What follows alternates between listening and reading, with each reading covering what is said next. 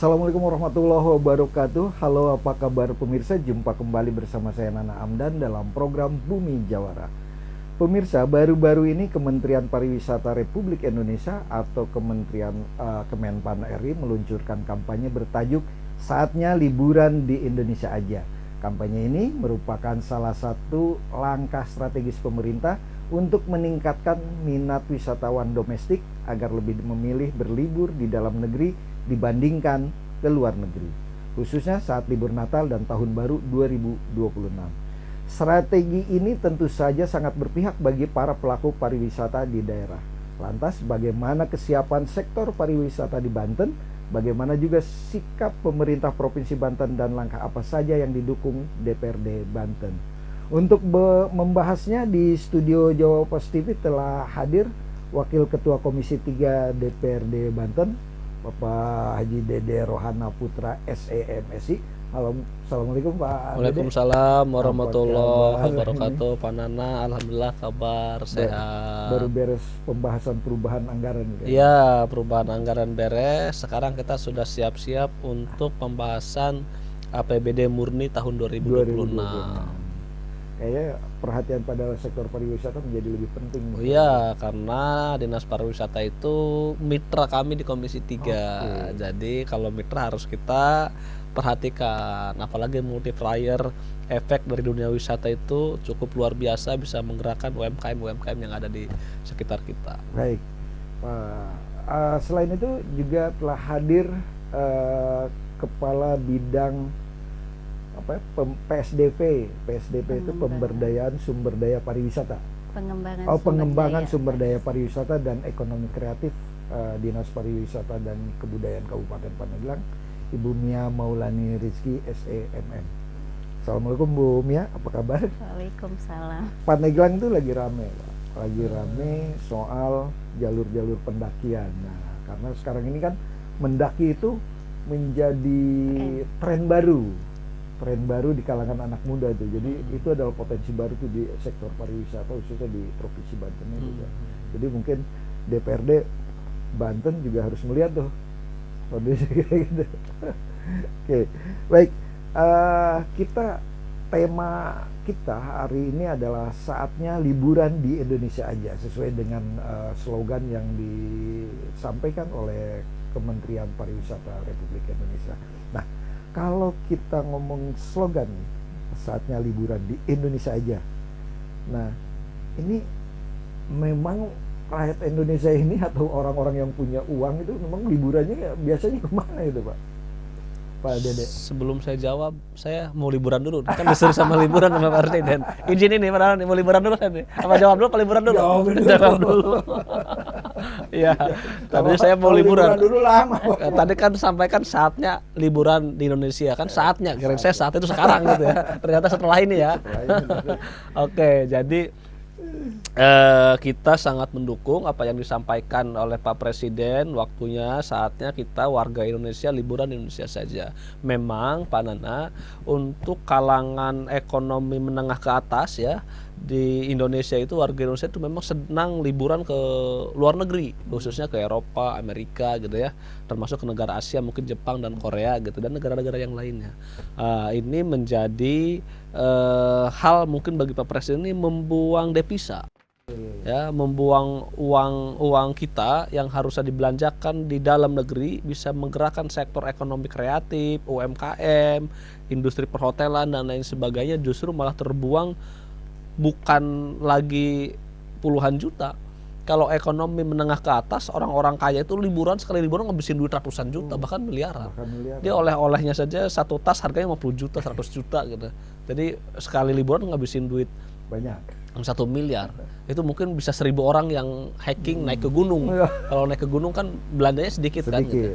Nah, maka saya selaku Wakil Ketua Komisi 3 DPRD Provinsi Banten sangat mendukung arahan dari Pak Presiden ini buat masyarakat Indonesia khususnya yang gemar liburan ke luar negeri, yang masyarakat elit, yang menengah ke atas ya. Ya, saya kira sudah saatnya kita mengeksplor wisata-wisata dalam negeri. Tidak kalah juga wisata di dalam negeri ini juga tidak kalah indahnya, tidak kalah nikmatnya, tidak kalah bagusnya, tidak kalah baiknya, Tidak kalah banyaknya tidak pula. kalah banyaknya. Cuma nanti memang masih banyak keluhan-keluhan misalnya kan, mulai dari banyak hal lah kira-kira yang perlu kita perbaiki. Nah itu bisa kita perbaiki dengan apa?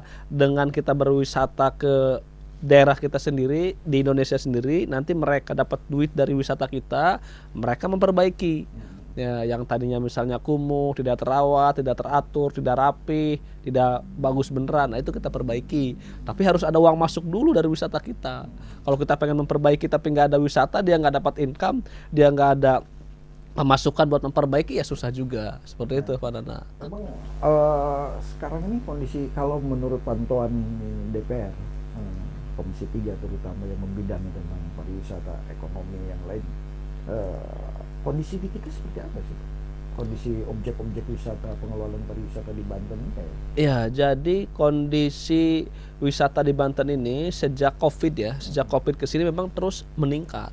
Tapi kemarin saya sempat diskusi juga waktu rapat dengan Dinas Pariwisata, data yang ditampilkan itu adalah ketika data khususnya yang dari luar negeri ya, wisata ke Indonesia itu ketika dia turun di Bandara Soekarno-Hatta. Oke. Nah ini kan tidak bisa kita Belum identifikasi. tentu kan masuknya. Apakah dia masuk ke Banten, apakah ke Jakarta, apakah juga masuk ke Jawa Barat ketika dia turun di tujuannya di Soekarno-Hatta gitu ya. Nah itu. Nah terus kalau kita lihat misalnya wisata dalam negeri, masyarakatnya bagaimana kondisinya? Kita lihat misalnya wisata Anyar ya.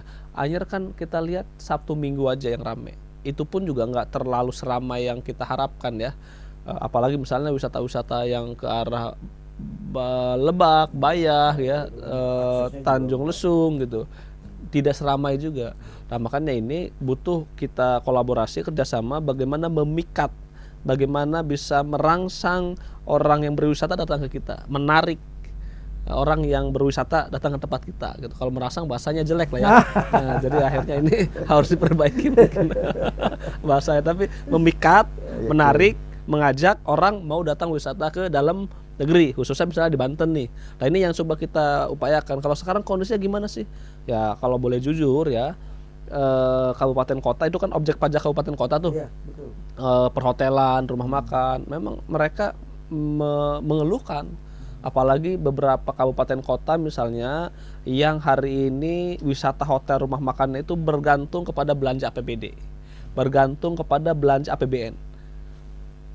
Dilakukan pemangkasan kabupaten kota nasional, APBN dipangkas. Mereka rada kelabakan karena omsetnya mungkin 20% lebih atau mungkin 50% lebih dari belanja negara, belanja daerah. Nah, tidak dalam swasta. Maka kondisi hari ini memang kemarin saya ketemu sama PHRI Kabupaten Serang juga sama ya, kondisinya apalagi sekarang mau Nataru nih. Mereka tuh kan ngumpulin duit banyaknya itu Nataru. Terus libur sekolah Juni sama Lebaran. Ya. Nah, jadi momen hajatan tuh setahun mungkin dua tiga kali lah ya gitu. Nah, mudah-mudahan karena kita pernah tahun 2018 kalau nggak salah waktunya mereka ngeraup untung banyak tuh. Terjadi tsunami dulu 2018, terus 2020 atau 2021 isu tsunami, nggak ada tsunami tapi isu tsunami gelombang tinggi, akhirnya orang makin takut lagi. Ini yang memang kita cukup memprihatinkan. Makanya sektor wisata di Banten itu khususnya di daerah Banten Selatan itu mulai dari Serang Anyar ya, kembang kepis gitu, ngap-ngapan, waduh jangan-jangan akhir tahun ini ada isu apa lagi, ada apa lagi gitu. Nah, makanya ini kan Pak Bu Mia ini kan dari Pandeglang, dari ya, bagian selatan. Pandeglang. Secara potensi kan banyak. Banyak. Sebetulnya kondisinya seperti apa sekarang ini pariwisata di Pandeglang? Tidak jauh beda yang disampaikan Pak Dede ya. Jadi ada beberapa keluhan dari pengelola Pak, dari PHRI. Jadi ketika kita mereka memang bergantung pada aktivitas di APBD.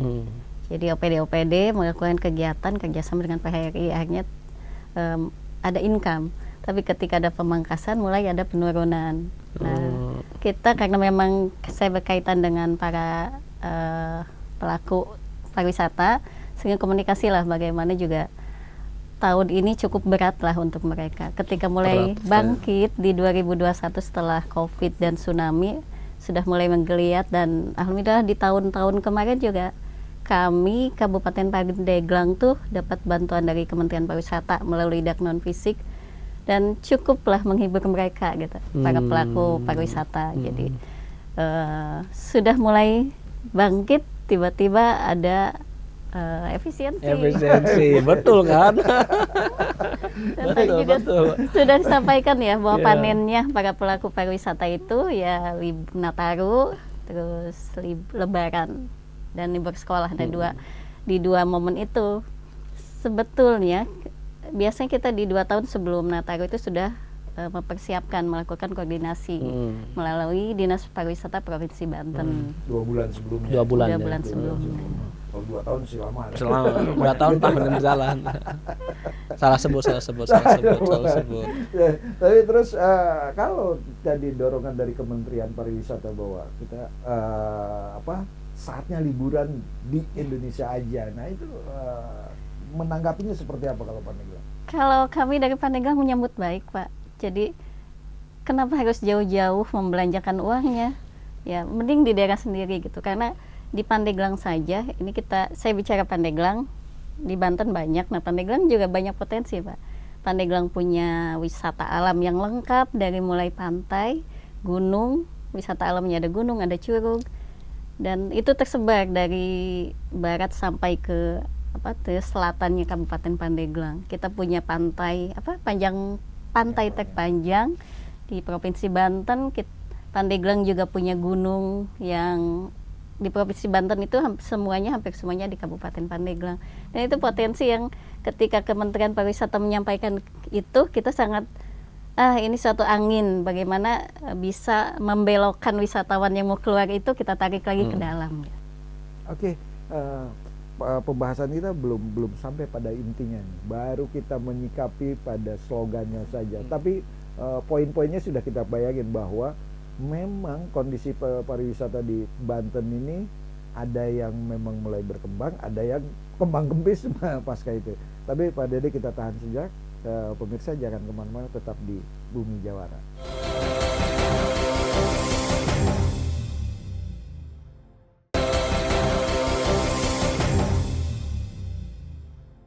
Kembali bersama saya Nana Amdan dalam program Bumi Jawara dalam tema liburan di Indonesia aja. Nah, saatnya liburan di Indonesia aja. Nah, ini menarik karena dulu juga kita ada juga tuh slogan-slogan yang dilontarkan oleh pemerintah. Misalnya adalah bangga berwisata di Indonesia. Itu kan terus dengan dengan bonus-bonus, dengan potongan tiket, potongan bahkan banyak hal yang dari transportasinya, bonus-bonus lain supaya masyarakat Indonesia itu tidak liburan keluar, lebih banyak di Indonesia.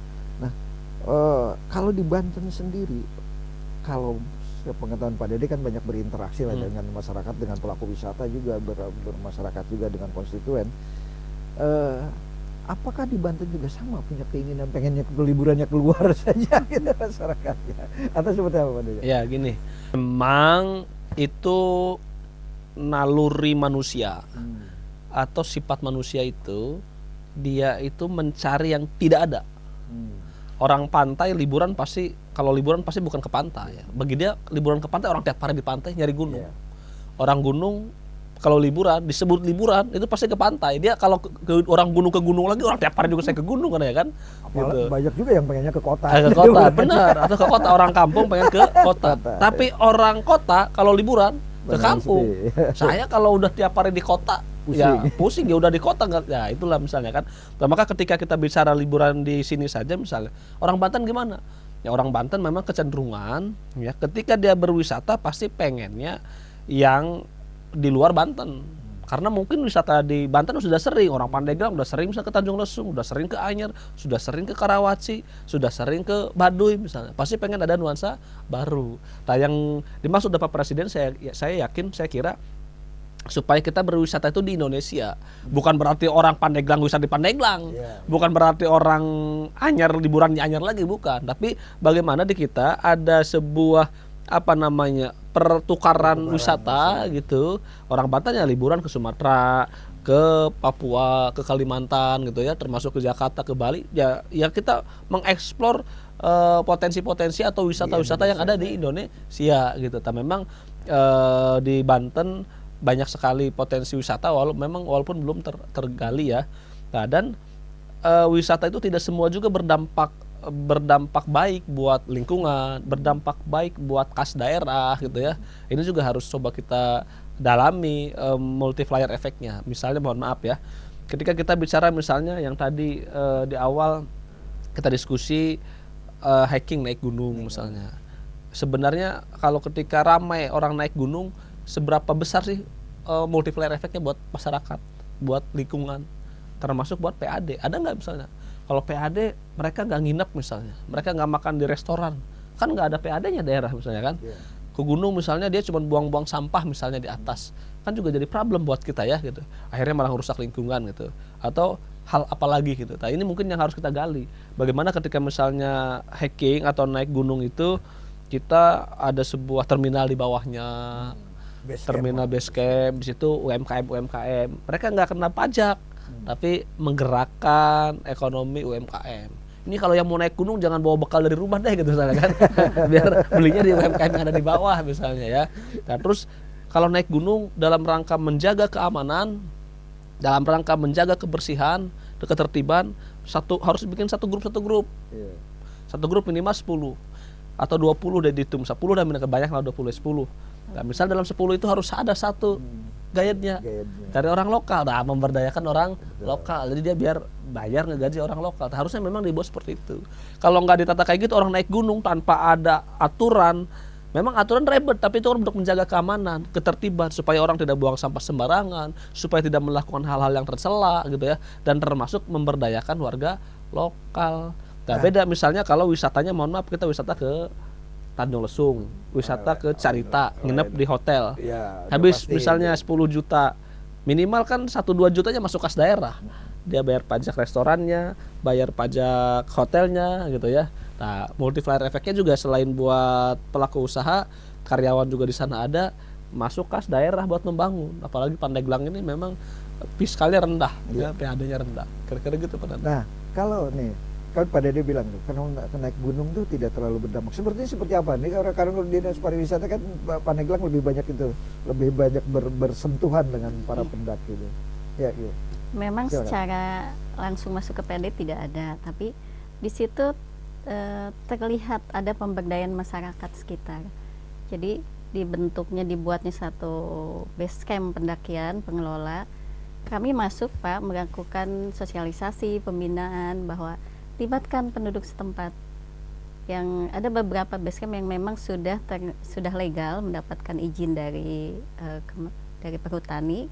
Nah, mereka itu para pendaki gunung itu rata-rata memang tidak membawa bekal langsung dari sana. Tapi belanja di situ kan? Belanja di situ.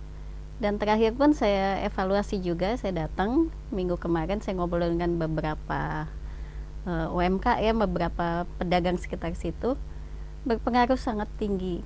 Ketika mereka ada rutin tiap minggu datang, mereka sudah siap-siap tuh masyarakat. Saya menyiapkan dari mulai makanan, guide, sampai ke penyewaan alat. Artinya kan memang sudah bisa ada yang terdongkrak di pergerakan ekonomi. Bahkan tadi saya sampaikan, kalau misalnya kita hiking naik gunung, kalau tidak diatur, tidak diatur, tidak ditertibkan nih, misalnya tidak dibuat base camp, tidak dibuat pos, misalnya kan tidak dibuat aturan harus guide, malah jadi masalah sebenarnya. Tapi kalau dibuat tadi, misalnya dibuatlah terminal di bawahnya, ketika mau ke atas dia harus lapor dulu di situ, jajan dulu di situ, ada sosialisasi dulu, bahkan satu kalau yang dulu saya tahu gitu. tuh di ini loh Pak, diperiksa tuh dia bawa apa aja ke atas. Kalau yang bersampah dia nanti baliknya harus bawa. Karena saya juga tukang naik gunung gitu. Ya. Saya udah lama banget terakhir naik gunung waktu mahasiswa. Jadi sampai ke puntung rokok itu yang filter itu harus balik lagi. Harus balik lagi tuh. Kalau yang pintu-pintu yang memang yang resmi. Yang coba kan kita banyak yang tidak resminya itu yang belum terada. Mungkin tentu berkaitan dengan hal ini juga berkaitan dengan infrastruktur pendukungnya, infrastruktur pendukungnya, apalagi sekarang kan udah semakin dekat nih libur Natal dan Tahun Baru, artinya persiapan ini juga harus dilakukan. Terus apa koordinasi yang telah dijalin dalam persiapan ini, terutama antara DPR dengan Dinas Pariwisata dan para pelaku wisata? Ya, gini. Kan kita tahu lah. Yang tadi Pak Dede bilang bahwa Nataru itu adalah saatnya panen buat pengelola pariwisata gitu. Jadi gini, destinasi wisata itu dikelompokkan kepada beberapa kewenangan. Saya kalau Cihanjuang misalnya ya, gunung apa namanya, yang naik gunung? Gunung Karang. Bukan, yang tadi diceritakan sama kita. Cihanjuran. Nah, Cihanjuran misalnya. Nah, itu apakah kewenangan kabupaten, apa kewenangan pemerintah provinsi? Kalau gunungnya itu pusat. Oke, jadi kalau misalnya objek wisata di situ atau misalnya destinasi wisata yang kategori ya itu punya kewenangan provinsi, nah kita dorong membangun infrastrukturnya, jalan aksesnya, penerangannya kalau yang kewenangan provinsi. Tapi ada beberapa situ misalnya saya lupa, ada beberapa tempat wisata ziarah misalnya kan, atau beberapa destinasi wisata punya pemerintah kabupaten kota, yang itu mungkin kita bisa support saja ya. Tapi kalau yang punya kita coba benahin mulai dari aksesnya, mulai dari infrastrukturnya gitu. Kemarin kita benahin kalau nggak salah situ Cigoncang, apa yang dipandai? Cikoncang ya. Jalannya kita coba beton ya, coba kita tata gitu. Kalau di Tangerang ada lagi namanya situ apa ya, saya lupa, di kota Tangerang ada, kita rapihkan juga tuh. Nah, kalau yang kewenangan kita, kalau yang kewenangan kabupaten kota mungkin bagaimana koordinasinya saja ya, supaya apa yang bisa kita support, tapi pasti kepengennya kabupaten kota pengen disupport terus sama provinsi, kepengennya kan. Nah cuma kita juga lihat lu apa kerjanya gitu, lu dikit-dikit kabupaten kota misalnya minta benerin ini benerin itu, tapi duitnya dihabisin buat belanja yang nggak jelas misalnya kan, belanja yang nggak penting, belanja pegawai yang terlalu mahal misalnya kan. Nah ini juga saya coba diskusi, kebetulan DPKAD juga mitra komisi saya itu mitranya Bapenda, Dinas Pariwisata, DPKAD sampai perizinan. Nah DPKAD juga saya sampaikan, coba dalam rangka mengevaluasi APBD kabupaten kota ya, khususnya misalnya dalam hal pariwisata, kita cek juga bagaimana support mereka terhadap pariwisata gitu. Jangan minta bantuan mulu, tapi dia sendiri nggak menganggarkan buat itu. Nah, harusnya juga ada ikhtiar dia, effort dia untuk memperbaiki atau konsen terhadap destinasi wisata biar kita support gitu. Ini mah pengen didorong sama sekali dia nggak ada ikhtiarnya, susah. Nggak ada idenya, nggak ada ikhtiarnya, nggak ada effort buat dia memperbaiki. Nah itu juga butuh kita peran serta biar gini loh. Misalnya kabupaten kota, saya udah berbuat nih 80%, kurang 20% lagi, tolong bantu dong provinsi, cocok. Ini mah datang ke provinsi, Pak kita mau berbuat, terus kamu udah apa? Ya adalah modal 20% mah. Ya kalau modal 20% mah kewenangan kita harusnya. Kalau kewenangan kabupaten kota kamu yang besar, kita yang support. Kalau kewenangan kita yang besar gitu kan. Jangan dibalik-balik, ini kadang-kadang dibalik-balik. Baik, menarik Pak Dede. Nah, tapi sebelum saya lempar ke dari Dinas Pariwisata ke Bumnya, kita jeda dulu sebenarnya. Pemirsa jangan kemana-mana, tetap di Bumi Jawara.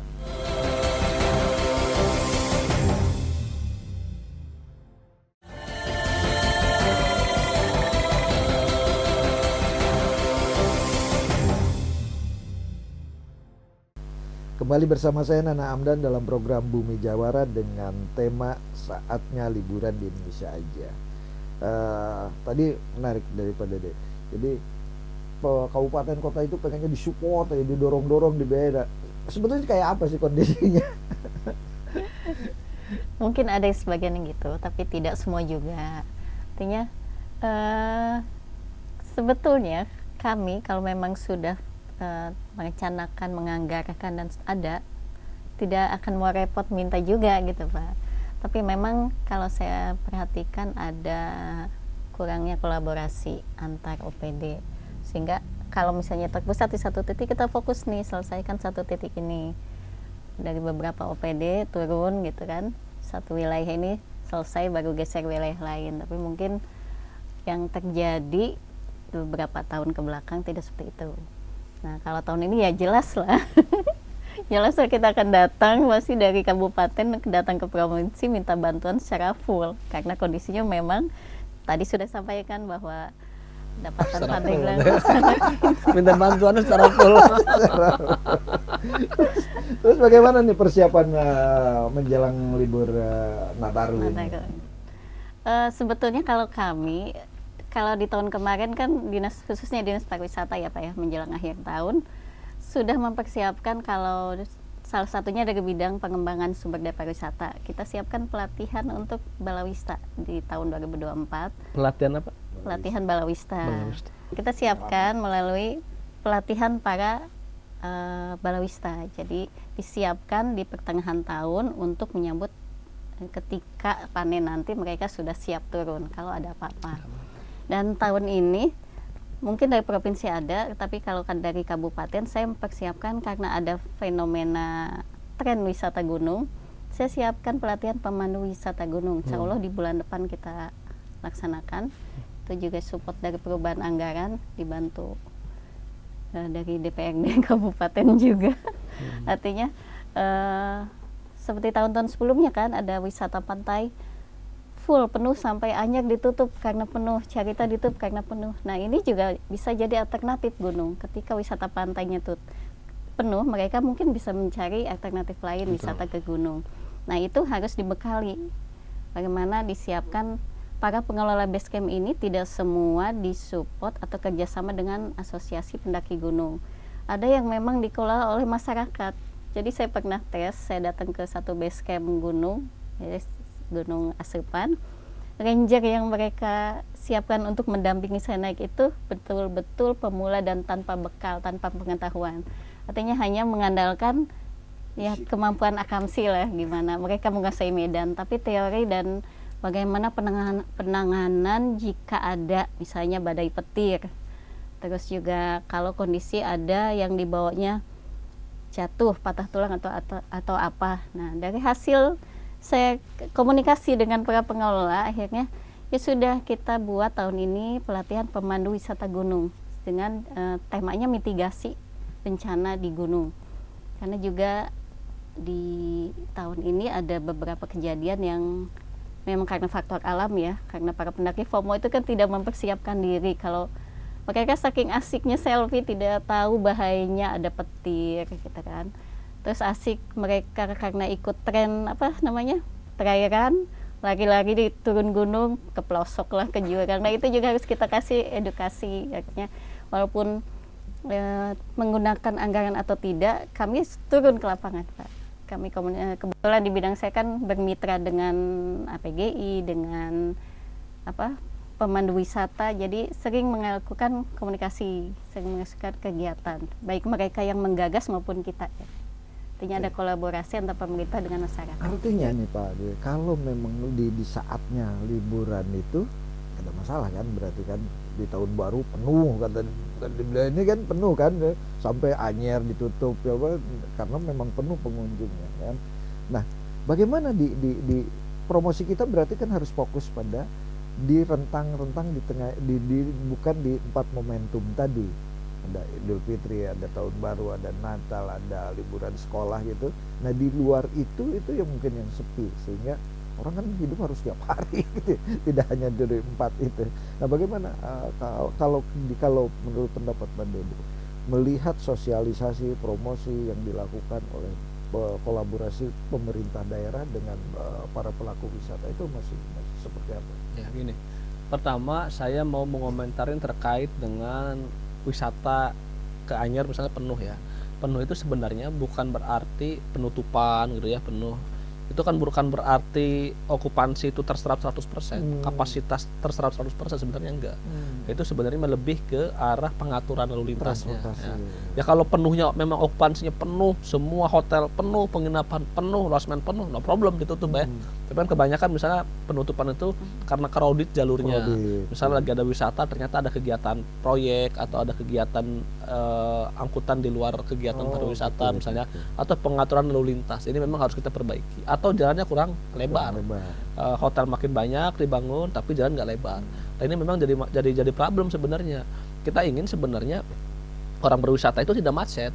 Kita ingin orang berwisata itu ketika musim wisata Nataru tidak ditutup jalan gitu. Kalau ditutup berarti ada problem. Apakah jalannya yang kurang lebar, pengaturan lalu lintasnya belum maksimal, atau ada hal apa lagi gitu ya. Soalnya kalau orang jauh-jauh macet, nanti kapok orang. Saya nggak mau ke Anyar lagi, saya nggak mau ke Pandeglang lagi, macet di jalan berjam-jam. Harusnya nyampe hotel jam 2 ini sampai jam 6 sore misalnya. Ini jadi problem, itu pertama. Kedua, pertanyaannya itu kan lagi high season doang. Lagi ada Nataru, ada musim panen doang. Nah, bagaimana caranya supaya di hari-hari weekend biasa juga rame. Nah, ini memang menjadi tanggung jawab kita. Bagaimana ketika misalnya orang itu juga nggak hanya high season, tapi liburan tuh di bulan-bulan berikutnya, di bulan-bulan biasa. Nah, ini sebenarnya kembali lagi kepada perekonomian. Orang pengennya kalau bisa mau tiap hari liburan. Libur wisata. Nah, tapi kan tiap hari liburan kantongnya dompetnya kosong bos gitu ya. Nah, bagaimana supaya bisa liburan? Berarti dompetnya harus tebal. Dan bagaimana dompetnya harus tebal? Berarti orang harus bekerja. Bagaimana harus bekerja? Berarti ekonominya harus berkembang, harus maju, harus berjalan. Kalau ekonomi lagi seret, orang dapat duit makin susah, ya nggak bisa liburan. Jadi ini saling berkesinambungan. Kita pengennya liburan. Jadi kalau lagi liburan berarti dia ada dari high season. Bisa saja misalnya high season nih, tapi orang nggak punya duit nggak liburan juga. Tapi minimal kalau lagi high season orang nggak punya duit pun maksa-maksain liburan kan gitu. Tapi kalau orangnya punya duit terus mah, nah, minggu depan kita liburan lagi nih. Minimal bulan depan kita liburan lagi kan, minimal sebulan sekali. Ketika sebulan sekali itu kalau kita gilir misalnya dengan sekian banyak orang Indonesia, pasti akan terus tuh tiap minggu ada. Gitu. Nah, jadi sekarang mendorong orang berwisata, bagaimana juga perekonomian Indonesia juga harus tumbuh, apalagi kalau misalnya targetnya 7%, 8%. Itu kalau ekonomi pertumbuhannya 70-8%, 7-8%, itu dompet Panana ini kayaknya banyak iklan juga di sini kan.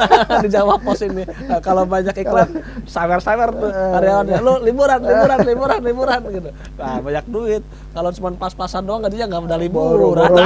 Orang-orang liburan. Gitu. Kalau kabupaten Pandeglang seperti apa sosialisasi, promosi untuk dilakukan itu? Kalau kami strateginya menyikapi di waktu-waktu yang bukan masa panen itu, kita adakan event, Pak. Di awal tahun kita mengadakan festival Rampak Beduk yang alhamdulillah sudah masuk ya. Setelah itu tradisi Pandeglang setelah Lebaran Idul Fitri. Beduk gitu ya. Ya, alhamdulillah sudah masukkan juga Karisma Event Nusantara dan dilaksanakan setelah Idul Fitri. Di masa itu kan setelah Lebaran Idul Fitri kan libur panjang orang ya? berkumpul di situ supaya mereka tidak jalan-jalan keluar. Nah, kita buat event itu dan memang ada itu opsi pertama berada di kota, Pak. Tapi sebelumnya juga kita beberapa opsi. Jadi kenapa tidak event ini dilaksanakan di daerah wisata, di tempat wisata, jadi ramai juga ke tempat wisata. Dan di pertengahan tahun kemarin menyambut Rino Ekoran. Kita menyelenggarakan Rino Ekoran, jadi Hari Badak Dunia. Di event itu kita mengadakan fun lari. Oke. Otomatis kan dari mana-mana turun ke situ ramai juga dan di titik di kawasan ekonomi khusus Tanjung Lesung. Mantap. Semua saya belum sempat datang ini ke festival Rampak Beduk awal tahun ya, sama habis Lebaran ya. Insya Allah tahun depan juga. Tahun depan ya. Udah jadi kalender event. Udah berapa tahun gitu? Kalau masukannya baru di tahun ini, 2025, baru tahun ini, tapi sudah terselenggara di 2 atau 3 tahun sebelumnya. Sama ini juga kan Cisumseng juga baru tahun ini masukkan. Iya, tapi dia Cisumseng sebenarnya tiap tahun sudah ada event namanya. Menjadi kalender. Kalender ya wisata ya. Oke, kita jeda dulu. Pak Dede, Pak Bu Mia. Pemirsa jangan kemana-mana, tetap di Bumi Jawara.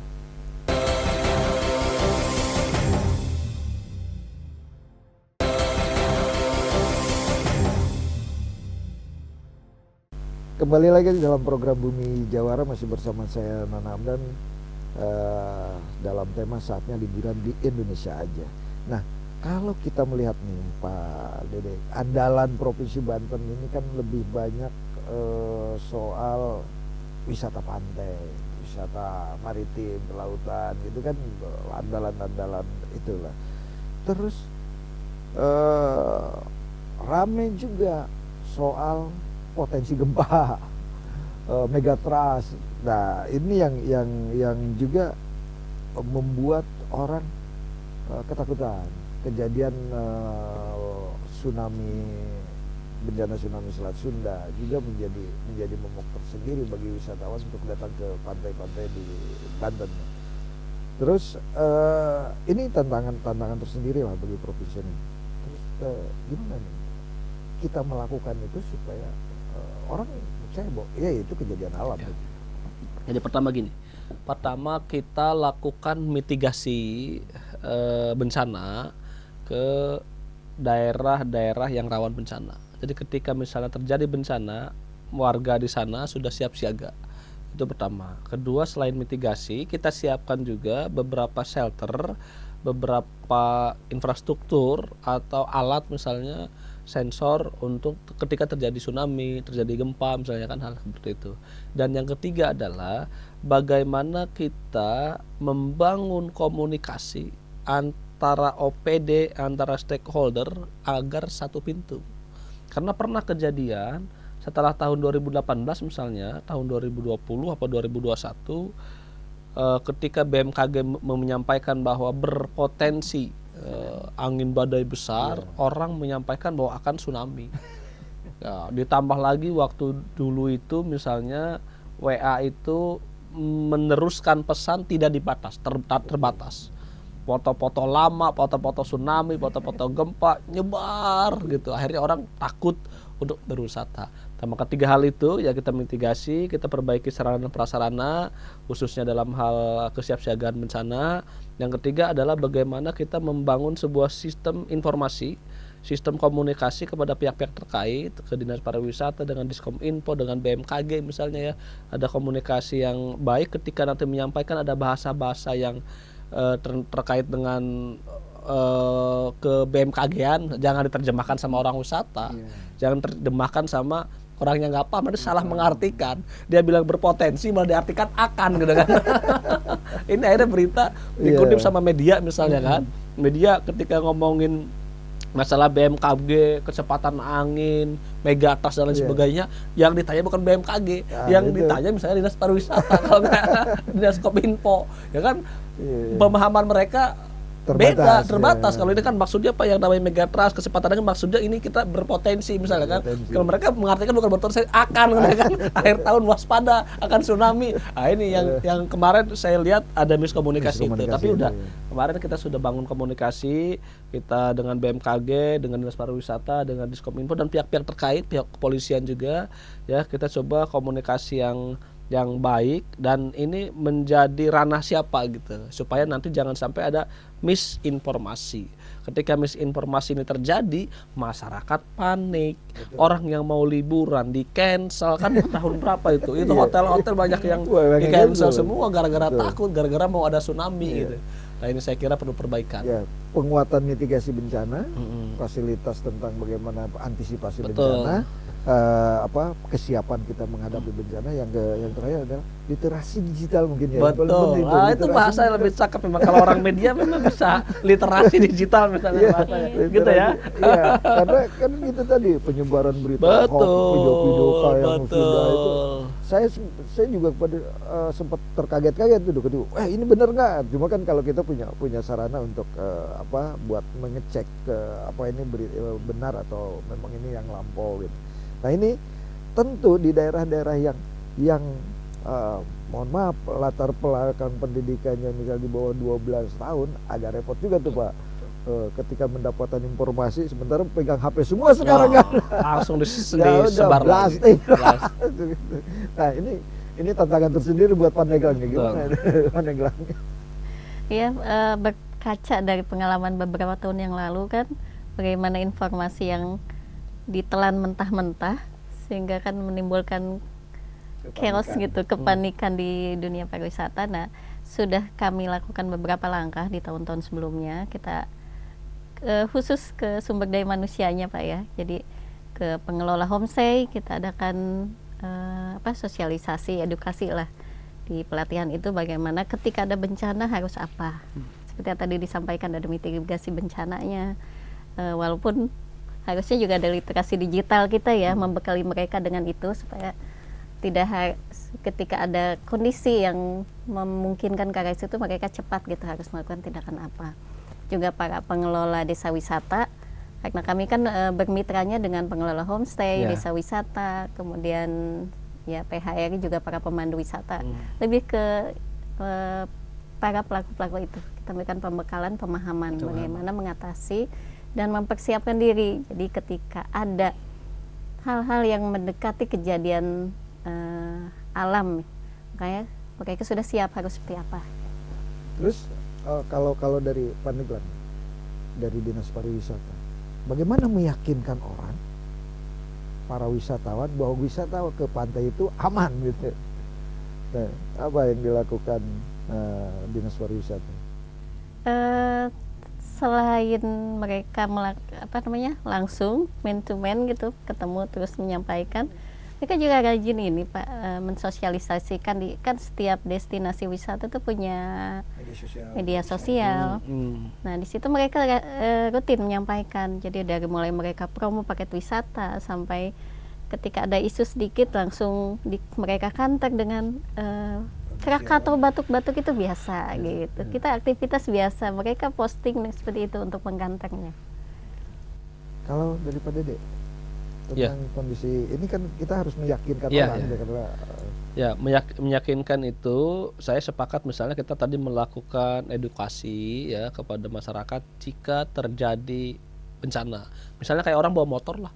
Bawa motor kan bahaya, tapi kita bisa cegah. Misalnya bawa motor tidak boleh dengan kecepatan sekian, harus bawa pakai helm, harus pakaian rapi misalnya kan gitu. Nah wisata ke pantai itu aman kok. Nah tadi dengan memposting, kalau perlu misalnya pejabat-pejabatnya juga liburan ke pantai ya, ke Pandeglang, ke Carita misalnya, ke Tanjung Lesung gitu ya.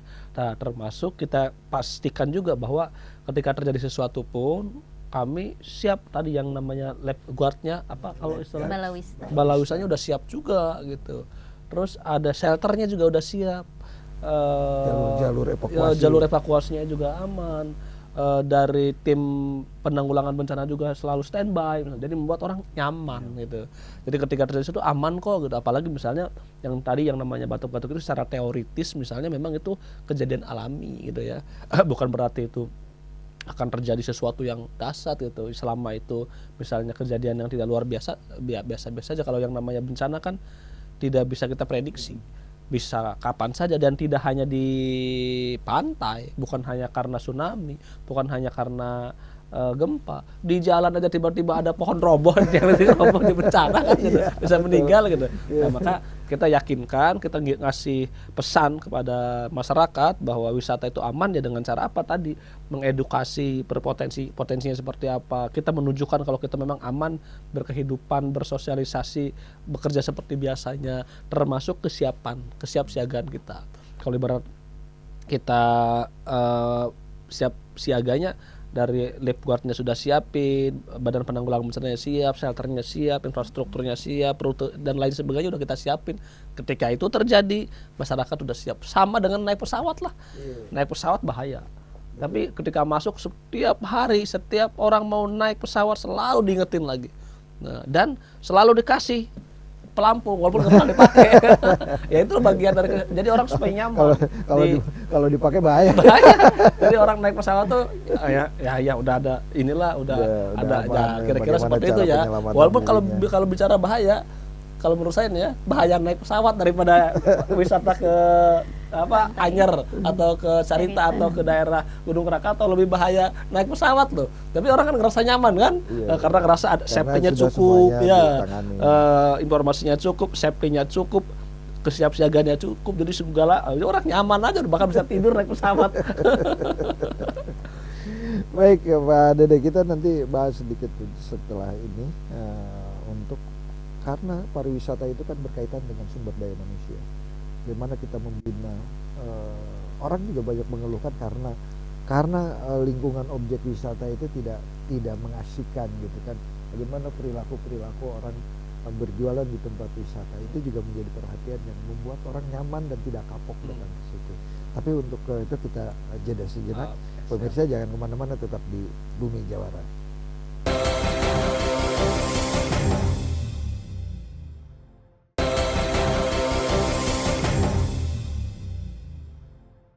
Kembali bersama saya Nana Amdan dalam program Bumi Jawara dengan tema saatnya liburan di Indonesia aja. Nah, kalau kita ngomongin destinasi wisata, bukan soal ngomongin soal fasilitas dan sebagainya, objeknya, tapi juga ngomongin tentang sumber daya manusianya, baik itu sebagai pelaku wisatanya atau masyarakat yang berada di sekitar objek wisata atau destinasi wisata. Karena itu kan kalau kita lihat Bali gitu kan, masyarakat sadar wisata betul. Mereka berperilaku sebagai pelayan wisatawan gitu. Padahal mereka tidak langsung berbisnis wisata, tapi enak itu mereka berdatangan. Nah, tentu ini banyak kejadian juga kan di kita ini. Ada yang parkir cegar sekian, ada makan yang masuk tiba-tiba makan tiba-tiba mahal bayarnya. Udah harga bintang 5 tiba-tiba padahal harganya harga emperan gitu kan. Nah, ini seperti apa yang harus dilakukan? Jadi saya kalau boleh bicara jujur ya, problem ini sebenarnya problem utama. Kalau infrastruktur gampang, ada duitnya kita beresin. Ya, tapi ini kan habit, terus karakter, budaya, kebiasaan, termasuk SDM kita tingkatkan. Anak-anak yang baru lahir, anak-anak yang sudah dewasa kan juga agak susah kita mengedukasinya gitu. Nah, ini sebenarnya tantangan terberat bagi dunia wisata yang ada di Banten, khususnya masyarakat yang ada di sekitar destinasi wisata memang yang belum sadar wisata. Jadi ketika ada orang yang berwisatawan itu seolah-olah mereka itu banyak duit, bisa kita peras, bisa kita pinta duitnya, bisa kita lakukan apapun gitu ya. Dan ini sebenarnya nggak baik. Jadi akhirnya mencoreng dunia wisata, membuat orang kapok. Harusnya misalnya ketika ada orang wisata, wah ini tamu orang yang lagi bawa duit, dia lagi butuh happy, butuh makan enak gitu ya, harus kita jamu sedemikian rupa supaya besok dia datang kembali. Nah, ini memang kita sama-sama, dinas pariwisata, dinas kebudayaan, dinas pendidikan gitu ya, semua elemen termasuk tokoh masyarakat, saya kira ini juga harus sama-sama kita gotong royong bagaimana meningkatkan kesadaran terhadap dunia wisata. Jangan sampai misalnya orang parkir, kalau parkir resmi mungkin masyarakat yang wisata paham. Tapi ini yang parkir-parkir yang non resmi, yang di pinggir jalan misalnya, yang tidak ada struknya, yang nggak bayar pajak gitu ya. Tambah lagi misalnya ke tempat-tempat kuliner yang tidak mencantumkan harga. Atau yang mencantumkan harga pas dibayar, ini kan harga bulan kemarin udah naik. Nah, ini harga sebelum makan, harga sebelum makan beda lagi. lagi. Nah, ini memang tantangan terbesar dan terberat saya kira, karena penyelesaiannya memang agak kompleks terkait dengan karakter budaya gitu ya. Memang saya ingat waktu dulu misalnya waktu zaman saya masih anak SMA misalnya, memang rada takut juga kalau kita liburan ke Anyar misalnya. Wah, khawatir tiba-tiba ada yang malak, khawatir tiba-tiba misalnya ada yang parkir langsung mahal gitu. Akhirnya kita nggak berani gitu. Nah, ini termasuk sebenarnya ke pelaku UMKM-nya juga. Tadi misalnya pedagang-pedagang, termasuk orang UMKM itu yang terlalu mengejar-ngejar kepada orang yang berwisata. Itu juga membuat tidak nyaman. Ke pantai baru duduk, langsung dipijitin kan kita bingung. Nggak minta, giliran udah beres 5 menit, 20.000 kan. 20.000 dari mana? Saya kan nggak minta dipijit. Nah, ini saya kira langsung pasang gelarin tikar. Kirain kita benda nyambut kita kan. Nah, duduk Pak, 20.000 kan. Terus siapa yang, menurut saya ini juga coba kita edukasi ya. Saya udah minta ke Dinas Pariwisata. Tapi memang ini kan objeknya banyak sekali. Jadi orang-orang yang perlu kita bekalin pemahamannya kan banyak sekali. Itu tapi pernah dibahas di DPR? Pernah dibahas. Pertama yang paling gampang adalah pelaku UMKM. Pelaku UMKM ini kan jumlahnya bisa terdata ya, gitu. Dan mereka kan usaha. Usaha itu mereka harus sadar bahwa membuat orang nyaman, membuat orang makan enak, melayani kan akan datang lagi kan gitu, kira-kira seperti itu. Nah, tapi ini mengedukasi masyarakat secara keseluruhan juga kan ini agak butuh energi luar biasa gitu. Tapi itu terus kita tingkatkan. Beberapa kala UMKM yang tukang pijit, yang tukang ya kan ibu-ibu yang tukang itu kan, terus tukang tikar, tukang ikan asin, kayak gitu-gitu. Coba kita edukasi, mereka boleh menawarkan, tapi dengan sopan. Terus jangan juga nggak berhenti beres terus gitu. Datang lagi baru yang tadi kita mau menikmati suasana pantai akhirnya nggak jadi. Barusan yang tadi nawarin datang lagi. Nah, ini juga harus coba kita edukasi, tapi saya yakin pelan-pelan mungkin butuh waktu ya, butuh waktu mungkin beberapa, ya mudah-mudahan jangan satu generasi lah ya, butuh waktu beberapa tahun ke depan, misalnya 10-20 tahun ke depan, mudah-mudahan kita akan sadar wisata. Karena Pandeglang, Lebak ya, Anyar memang andalannya memang wisata, karena industrinya kan belum terbangun. Dan ketika bangun industri juga susah, jadi lebih baik yang ada sekarang ini adalah wisata. Bagaimana wisata menjadi primadona, menjadi menjadi penggerak utama perekonomian daerah yang ada di soalnya kan di Pandeglang. situ orang yang ada di lingkungan destinasi wisata udah merasa ada manfaatnya buat mereka. Betul. Tapi di Baperjon, daerah-daerah penjaga wisata ini yang merasa, lo gue cuma kebagian macetnya doang nih, Nggak dapat apa-apa. nggak dapat apa-apa gitu. Akhirnya kan. dia buka portal.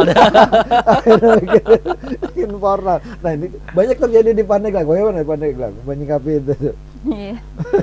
Tadi benar yang diceritakan ya, kalau kita ke pantai niatnya menikmati Suasana pantai. suasana pantai, ternyata belum apa-apa udah dikejar tikar ya Pak ya. Ya ada ya tidak jauh beda tadi bahwa ketika bicara pariwisata rata-rata semua fokus pada sarana dan prasarananya. SDM itu di nomor terakhir kan. Betul. Padahal misalnya aksesnya bagus, sarananya lengkap, terus apa yang disajikannya siap, tapi tidak didukung SDM yang mumpuni juga. Orang nggak mau. Karena pariwisata itu jasa, menawarkan betul. keindahan dan kenyamanan, ya kan? Kita datang tempatnya bagus tapi belum Nyaman apa-apa dibikin Panana. tidak Kata nyaman. Bu Kabit gitu itu kan. nyaman. Tapi lama-lama saya lihat Panana nyaman juga melihat Bu Kabit ini. Terus apa yang dilakukan dinas pariwisata? Saya sudah coba sampaikan bahwa kami punya batasan bagaimana memberikan pembinaan ke masyarakat pelaku pariwisata. Mau itu pelaku pariwisatanya ataupun ekonomi kreatif. Tapi ada juga bagian yang tidak tersentuh. Misalnya kan tadi itu tidak semua kita bisa fokus pada masyarakat yang ada di sekitaran Betul. situ. Ada yang misalnya kalau kita melibatkan unsur pemerintah daerah, misalnya pemerintah setempat, pemerintah desa, kan mereka bisa fokus pada masyarakatnya. Karena beberapa kasus juga kan pelaku kekacauan di tempat wisata juga bukan pelaku UMKM atau ekraf, tapi ya pengangguran yang mencoba mencari keuntungan di keramaian gitu. Jadi artinya bukan hanya pada pelaku ekonomi kreatif atau UMKM-nya, tapi juga masyarakat di sekitar wilayah yang itu, tidak terberdayakan yang justru tidak dia. terberdayakan, bagaimana diberikan pemahaman, memberikan edukasi itu. Kan sekarang ini kan di desa juga didukung oleh dana-dana, ada BUMDes, ada Koperasi Merah Putih. Artinya harusnya itu sudah menjadi bagian. Wah, Dede pernah nggak ngelihat ada arahan ke daerah situ gitu, ke sektor wisata? Jadi memang tidak semua misalnya ya anggaran-anggaran yang sudah ada itu, misalnya kayak di desa, tergantung dia konsentrasinya. Kalau mungkin di desa yang ada di pantai misalnya urusan infrastrukturnya selesai, mungkin dia bisa tuh digunakan anggaran untuk edukasi ya. Tapi kalau misalnya ungguran infrastruktur yang selesai, pasti dia lebih memilih kepada bagaimana meningkatkan infrastruktur dulu, karena tadi tolak ukurnya parameter pembangunan itu lebih gampang mengukur pembangunan fisik ketimbang membangun SDM gitu. Nah, makanya jadi agak tidak terlalu menarik gitu. Makanya ini memang keroyokan, pakai dana desa oke ya, dana kabupaten kota juga oke, termasuk dari dana provinsi, bagaimana meningkatkan SDM yang humanis, yang humble, yang welcome terhadap wisatawan gitu. Nah, kalau ini misalnya terjadi, akan menyempurnakan fasilitas yang ada, keindahan alam, keanggunan budaya, kenikmatan makanan atau budaya-budaya yang ada itu, kalau dengan disajikan dengan ke SDM yang cukup, yang baik, yang buat nyaman, saya kira ini bakal sempurna dan itu menjadi kelas dunia nanti. Orang wah ini betah banget ini, masyarakatnya humble, masyarakatnya welcome, melayani ya, hormat gitu. Ini saya kira menjadi nilai lebih, value yang saya kira tidak bisa didapat tempat lain. Kalau misalnya tadi bangunan bisa dibangun, tapi kalau itu kan habit, susah itu. Betul. Seperti itu. Makanya pembinaan SDM itu menjadi lebih penting. Betul. Artinya kan kita punya objek wisata yang baik, destinasi wisata yang baik, infrastruktur juga gampang didukung. Pemprov ini punya dana yang cukup untuk membangun infrastruktur untuk tempat-tempat wisata yang mendukung pergerakan ekonomi daerah. Tapi yang tak kalah penting adalah edukasi terhadap masyarakat, bagaimana mengembangkan itu. Kalau bahasa medianya apa itu? Edukasi itu? Literasi. Wah, literasi. Literasi, karena memang literasi ini Betul. paling penting. Betul, Karena ya media kan salah satu fungsinya adalah mengedukasi. Makanya media itu harus selalu kita gandeng, harus berpegangan erat dengan dinas pariwisata, dengan Saya pegang DPRD, erat, Pak. ya, supaya bagaimana mengedukasi masyarakat sadar wisata. Gitu. baik. Di closing statement dulu. Oke, closing statement saya, yuk masyarakat Banten, kita liburan di Banten. Bagi yang bosan di Banten boleh keluar Banten, tapi jangan keluar negeri ya. Di Indonesia banyak sekali kekayaan alamnya, kekayaan budaya ya. Dan ada juga wisata yang edukatif, ada wisata yang terbarukan, ada wisata buatan. Ya di kota-kota besar di Indonesia itu banyak sekali wisata-wisata buatan, jadi nggak perlu ke luar negeri, sudah ada di Indonesia semua. Yuk yang punya banyak duit liburan di Indonesia. Oke, terima kasih Pak Dede. Bu Mia, silakan. Saya mengajak kepada semua masyarakat Banten, yuk wisata di daerah saja, tidak perlu ke luar negeri. Di Banten kita punya wisata alam yang lengkap, dari mulai pantai, gunung, curug, dan juga wisata buatan juga sebetulnya sudah lengkap. Jadi wisata di Banten aja. Terima kasih Pak Dede, terima kasih Bu Mia. Pembincangan kita tadi semoga mendapatkan menjadi bahan pemikiran, menjadi acuan buat para pemangku kebijakan, sehingga bisa dilaksanakan dan meningkatkan kunjungan wisatawan ke Banten khususnya. Baik, pemirsa, sektor pariwisata di Provinsi Banten merupakan salah satu sektor penting dalam menggerakkan ekonomi masyarakat sekaligus meningkatkan pendapatan asli daerah. Kesiapan infrastruktur dan kesadaran masyarakat di sektor objek wisata menjadi masyarakat yang sadar wisata harus menjadi prioritas pembinaan. DPRD Banten telah menyatakan mendukung penuh apa yang menjadi kebijakan pemerintah daerah dalam mendorong pertumbuhan sektor pariwisata. Jadi tunggu apa lagi? Ayo berwisata ke Provinsi Banten. Saatnya liburan di Indonesia aja. Kita jumpa lagi dalam program Bumi Jawara edisi berikutnya dengan tema yang tentunya tak kalah menarik. Atas nama kerabat kerja yang bertugas, kami undur diri. Sampai jumpa dan wassalam dulur sabanten.